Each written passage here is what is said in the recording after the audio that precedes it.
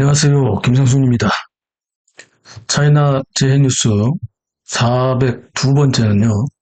휘발성, 가연성 발암물질인 벤졸 탱크로리 전복 사고로 지하로 흘러든 액체가 14시간 만에 대형 폭발이 돼서 아수라장이 된 현장 영상을 공개합니다. 도대체 무슨 일이 발생한 것일까요? 믿고 듣고 보는 김상순TV 차이나 재해뉴스입니다. 1월 31일 새벽 4시 40분경 호남성 영주시 영농구 강제대로와 조양대로 사거리 부근에서 화물을 싣고 가던 탱크로리 화물차가 전복되면서 싣고 있던 벤졸이 새어나와 하수도로 흘러들어갔습니다. 벤젠 또는 벤졸로 불리는 이 액체는 휘발성 탄화수소 액체로서 무색이고 가연성이 있으며 발암물질로도 알려진 매우 위험한 액체입니다. 콜타르를 증류하고 정제하여 만드는데 달콤한 냄새를 가진 것이 특징으로 화학 공정에서 중요한 용매제 역할을 하며 약품, 플라스틱, 인조고무, 염료, 향료, 폭약 등의 원료로도 쓰입니다. 이 벤젠은 원유 성분이므로 석유에 존재하는 다른 물질들을 통해서도 합성할 수 있다고 합니다. 6개의 탄소 원자가 서로 공유 결합을 하며 6개의 탄소 원자 끝에 각각 1개씩의 수소 원자가 역시 공유 결합하는 구조를 가진 이 벤젠이 탱크로리 화물차가 전복되면서 흘러나와 하수구로 들어간 것입니다. 휘발성을 가졌고 인체에 해로운 발암물질 성분인 벤젠이 하수구로 흘러들어가면서 이 일대는 공포에 휩싸였는데요. 새벽 4시 40분에 탱크로리 화물차가 전복되면서 하수구로 흘러들어갔던 벤젠은 결국 오후 6시경 거대한 폭발을 일으키고 말았습니다. 하수구가 지나가는 땅속에서 폭발이 난 지역은 마치 대형 지진을 당한 것처럼 땅이 갈라지고 나무가 쓰러지고 도로 아스팔트가 붕괴되었으며 마치 땅속에서 상상할 수도 없는 커다란 구렁이가 헤집고 지나간 듯한 모습이었습니다. 사고를 낸 탱크로리 화물차는 광서자치구 오주에서 하남성 복양시로 향하던 중에 호남성 영주시를 지나면서 노면이 미끄러운 지역을 지나다가 전복되었고 탱크로리에 실려있던 벤젠이 하수구로 흘러들어가면서 약 14시간이 지난 뒤에 지하 하수구 관에 고여있던 벤젠이 결국 폭발하여 대형 사고가 발생된 것입니다. 그런데 역시 이렇게 큰 대형 폭발이 발생했지만 현지 당국은 인명피해는 전혀 없고 사고 원인은 조사 중이라고 긴급히 발표했습니다. 그런데 또 문제가 있습니다. 벤젠 성분이 발암물질이기 때문에 하수구로 흘러들어간 벤젠이 폭발하기도 전에 상하수도관 오염으로 수돗물을 사용하지 말라는 내용이 주민들 사이에 퍼지면서 이 소식을 들은 사람들은 때 아닌 겨울철에 가뭄도 아닌데 물 사재기 경쟁이 시작되었고 상점마다 물을 사러 다니는 사람들로 북적였습니다. 사람들이 물 사재기에 난리법석을 치자 당국은 하수구를 통해 하천으로 벤젠 성분이 유입되었는지 수돗물에는 오염이 되지 않았는지 등의 수질 검사를 긴급히 진행했는데요. 당국은 벤젠 탱크로리가 전복된 지 약 9시간이 지난 당일 오후 2시경 수돗물 수질 검사를 한 결과 수돗물에는 전혀 이상이 없으니 물 사재기를 하지 않아도 된다고 공지했습니다. 그렇지만 중국 인민들이 당국의 말을 믿을 리가 없습니다. 당국의 말을 믿을 수 없다며 계속해서 이 지역 사람들은 물 사재기를 하고 있었고요. 당국도 다른 도시로부터 긴급으로 급수차를 수십 대 동원하여 주민들에게 나눠주면서도 수돗물은 안전하다고 계속해서 선전을 했습니다만 주민들은 믿을 수 없다는 반응입니다. 타 지역에서 동원된 급수차가 수백 미터를 이를 정도로 갑자기 생활용수가 귀해진 이곳에는 발암물질 여파로 인한 걱정까지 생기면서 갑자기 멘붕 상태에 빠지고 말았습니다. 이런 가운데 탱크로리 전복 사고가 난 지 약 14시간 만인 당일 저녁 6시경 갑자기 땅속에서 벤젠이 폭발하면서 수백 미터의 도로가 균열이 났고 버스 종점에 세워두었던 대형 버스 10대를 포함하여 수십 대의 차량이 큰 손실을 입었고 아스팔트 도로가 갈라지고 가로수와 화단의 나무들이 넘어지는 등 폭발로 인한 대형 손실이 발생했습니다.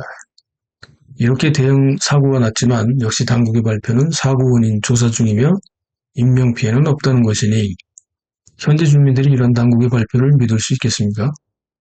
오로지 책임 회피부터 생각하는 중공의 당직자들과 중국 정부 공무원들의 이런 발언은 이미 인민들에게는 하나마나 한 소리가 되고 있습니다. 게다가 차량 수십 대가 피해를 입었고 도로가 갈라질 정도의 폭발이 발생했는데 부상자도 없이 인명피해가 없다는 것이 말이 될까요? 이미 여러 차례 말씀드렸던 것처럼 중국은 3대 딜레마에 빠져 있습니다. 첫째는 1인당 소득이 1만 불을 넘기면서 중국 함정, 중진국 딜레마에 빠져 있습니다. 계속해서 고속 성장을 해야 하지만 탈중국화, 피크 차이나 3년간의 제로 코로나 후유증, 미국과 서방국들의 중국 경제 제재 등으로 오더가 급감하면서 중국의 수출 정상이 타격을 받았고 내수 경제도 침체되어 실업 대란이 사회 문제가 되고 있습니다. 두 번째는 패권국과 도전국의 갈등인 투키디데스 딜레마, 즉 패권전쟁 딜레마에 빠져 있습니다. 시진핑이 너무 서둘러버린 미국과의 패권전쟁은 2018년 3월 당시 트럼프 1기에서부터 미중 무역전쟁, 경제전쟁, 기술전쟁, 공급망 전쟁 등을 거치면서 미중 패권전쟁으로 격화되었고 바이든 정부 4년에도 미중 관계는 정상화되지 않았습니다. 다시 더 강력한 형태로 돌아온 트럼프 2기 내각은 중공의 체제 자체를 흔들 준비를 하고 있습니다. 그리고 사실상 가장 무서운 딜레마는 세 번째로 타키투스 딜레마, 즉 정부에 대한 인민들의 불신 딜레마입니다. 중국 인민들은 중공 당국과 중국 정부가 하는 어떤 말에도 지금은 믿지 못하겠다는 것입니다. 화면에서 계속 보시는 것처럼 70여 년의 내로남불 집단 무패 집단인 중공이 통치하는 중국은 이미 그 바닥부터 갈라지고 수렁에 빠져 있습니다. 이른바 이 3대 딜레마, 3대 함정은 체제 붕괴의 가장 기본적인 요건입니다. 다시 말하자면 내로남불 집단 무패 집단인 중공이 통치하는 중국은 언제 무너져도 지금은 전혀 이상하지 않다는 말입니다. 국가를 구성하는 가장 중요한 요소인 국민, 아니 중국에서는 주권이 없으니 인민들이죠. 중국 공산당 중공과 중국 국가 조직을 믿지 못한다는 것은 그만큼 체제 유지에 큰 구멍이 뚫렸다는 것을 의미합니다. 게다가 이런 인민들의 불신은 바로 중공 스스로 만들어왔기 때문입니다.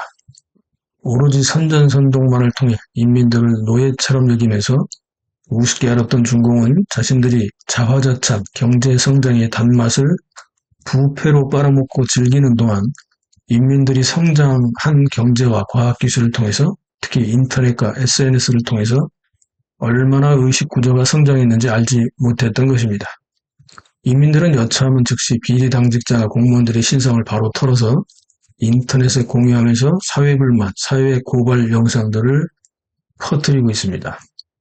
공안이 나타나기만 해도 거만한 당직자들이 보이기만 해도 무릎을 꿇고 고개를 피하던 인민들은 이미 어깨를 펴고 두 발로 딛고 일어서서 가슴을 편 채 조목조목 따지기 시작하고 있습니다. 이런 인민사회의 변화를 아직도 감지하지 못한 채 아니면 모른 채 하면서 아직도 입에 발린 선전선동과 거짓 발표를 일삼는 중공의 당직자와 중국 정부 관료들을 신뢰할 인민들은 없죠. 인터넷으로 노예와 같은 인민들을 통제하려다가 지금은 역공을 당하는 형국입니다. 지금 중국 사회는 각자 도생의 혼란에 빠져 있습니다. 사회의 체제가 안정되지 못하면 이상하게도 이런저런 대형 사고들이 끊임없이 반복되면서 곳곳에서 터지기 마련입니다. 체제를 운영하는 관리자들이 안일한 태도로 자기들의 탐욕스러운 생활에 빠져서 기강이 무너지면 역사 이래로 어느 강대국들도 순식간에 무너지고 멸망하고 말았습니다. 지금 중공이 다스리는 중국은 바로 그 시기에 근접했거나 이미 진입한 것으로 봐도 무방합니다.